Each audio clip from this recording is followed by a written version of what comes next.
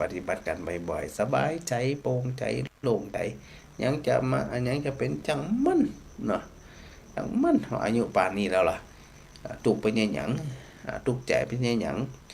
พยาบาทเป็นยังหยังอิจฉาเป็นยังหยังริษยาเป็นยังหยังนะบอกว่าจะเป็นไว้ไหนนะก็อยากให้ศรัทธาญาติโยมนั่นปากันฝึกฝนอบรมกันบ่อยๆกันมันๆคือเหมือนอย่างเหมือนฟ้าแมพ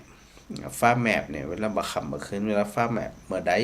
เขาก็หันแสงสว่างหันสิ่งของเมื่อนั้น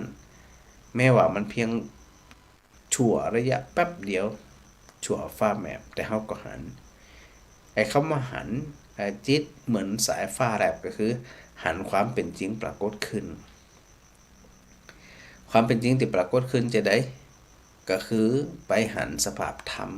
มันเกิดขึ้นว่าทุกสิ่งทุกอย่างนั่นเป็นอนิจจังเป็นทุกขังเป็นอนัตตาทุกอย่างเนี่ยมันแปรเปลี่ยนมันแปรปรวนเปลี่ยนแปลงไปโดยตลอดแล้วเขาจะไปยึดไอ้อย่างถือไอ้อย่างในสิ่งที่มันไปอยู่คงที่มันก็เหมือนคนบ้าเนาะเวลาเขาไปหันเงาก็ยึดจะเอาเงามาเป็นตัวของตัวเก่าไม่ได้อย่างอ่ะมันคือเงาเหมือนกันทิฏฐิกองเกิดความยึดมันถือมันเป็นอุปทานก็เหมือนประดุจดังไปคว้าเงานะจะเอาเงามาเป็นสมบัติของตัวเก่ามาหัวเงาอย่างกระจ่างมันไม่ได้จะได้เนาะในคราใดก็ตามต้นเงาต้นของเงาต้นต่อของเงามันหายไปสูญไปอย่างไปเงาก็บ่อยู่เหมือนกันสภาพธรรมของความเป็นจริงมันปรากฏที่อีกนะเวลาศรัทธาได้ใส่ใจได้รึกถึงได้คำนึงถึงก็จะต้องนึกถึงสิ่งทั้งหลายเหล่านี้โดยนะพอนึกถึงงานแล้วก็ยังเหลือทำหลายชิ้นอยู่นะเดี๋ยวเหลือเวลาจากนี้ประมาณ20 นาทีศรัทธาอาจจะบอกว่าแหมน้อยเดียวยังอู้หมดเหี้ยเดี๋ยวจะนอนดึกลับเดี๋ยวจะนอนดึกลับไปนะแล้วพรุ่งนี้ก็จะต้องออกบิณฑบาตแถมป่าพระนิสิตมันไปทำหน้าที่เนาะของพระนิสิตโดยเนื่อจะไปลืมนะวันพรุ่งนี้ไปพรุ่งนี้วันที่20เนาะวันพรุ่งนี้วันที่21นะสายที่1ก็ไปตั้งปุ่นอันสมปราบเนาะบ้านบอนจัวอุ้มร้องแล้วก็สมัยนะสายที่2ก็มาดังบ้านมอเนาะมอต้นทงนี่นะและสายที่3ก็ไปทางสนามบินประบาทหนองมูหนองปล้องแล้วก็บ้านบุญเกิดนะอันนี้คือวันเสาร์ที่21นะสถานเนี่ยแต่ละสายนั้นจะมีนิสิตมาเป็นขยมนักนะพวกนี้นะเพราะว่าวันนี้เป็นวันแรกที่นิสิตคฤหัสถ์คือละอ่อนเจ้าบ้านเนี่ยที่เปิ่นไปเรียนมจรนะทุกคน150 ปลายคนเนี่ยไปปฏิบัติเข้าตั้งแต่วันนี้วันพุธแห่งวันค่ำวันนึงแห่งวันค่ำนะคือเราอ่อนต้องไปปฏิบัติ2 วันค่ำแล้วนั้นเขาก็ถือโอกาสหนึ่งได้สนับสนุนกิจกรรมของพระภิกษุสงฆ์องค์นึงซึ่งเป็นลูกเป็นหลานแล้วก็นิสิตคฤหัสถ์เจ้าบ้านกระลูกหลานหมู่เฮาเนี่ยไปประพฤติปฏิบัติท่านนะไปคัดเกลาจิตใจไปเพิ่มเสริมเติมพลังของพลังจิตให้มันมีกำลังวังชามากยิ่งขึ้นนะในการที่จะไปใจชีวิตประจำวันของแต่ละคนนั่นเนี่ยคือปนว่าอยู่แบบแคล้วคลาดปลอดภัยจากสิ่งที่มันจะเนี่ยจิตใจสมองได้เนาะดังนั้นก็เหลือเวลาสัก20 นาที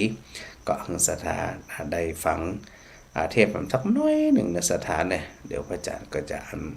ไปเคลียร์งานบางประการก่อนนะแล้วก็ขอโมทนาสาธุนะขอบคุณศรัทธาที่เป็นห่วงเป็นใยเนาะที่ทำไทยกันมา ขอบคุณจันหลายเหมือนกันแล้วก็เหมือนกันศรัทธาก็จะต้องรักษาสุขภาพตัวเองเด้ออยู่ดีมีสุขกันกูคนแล้วก็ดี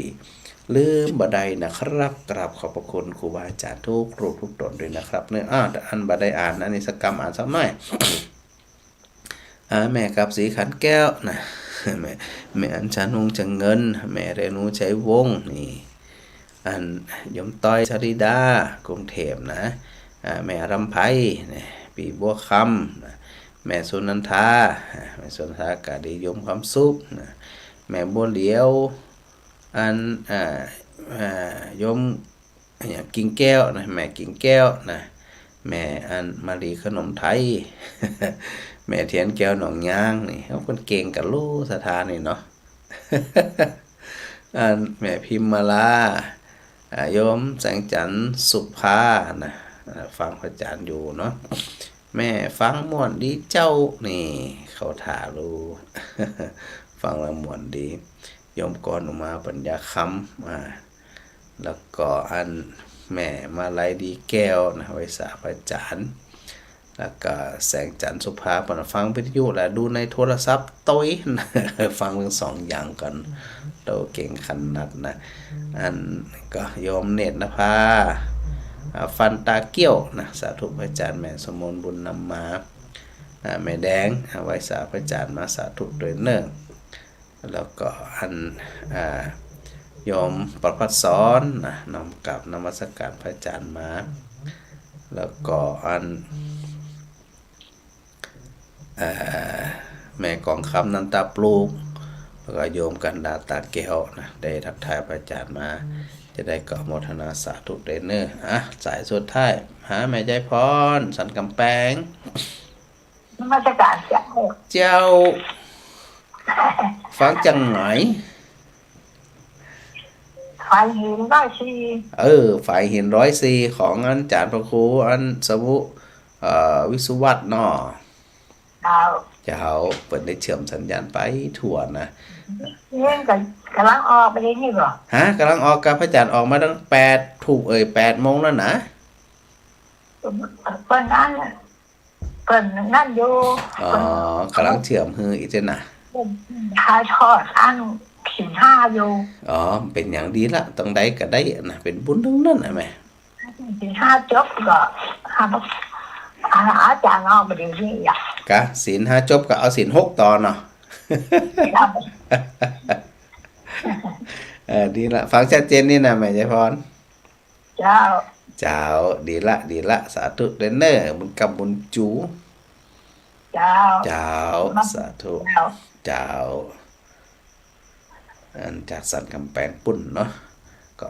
อย่างที่ว่าเนี่ยครับขอบคุณครูบาอาจารย์ด้วยนะครับเนอะครับสาธุครับผม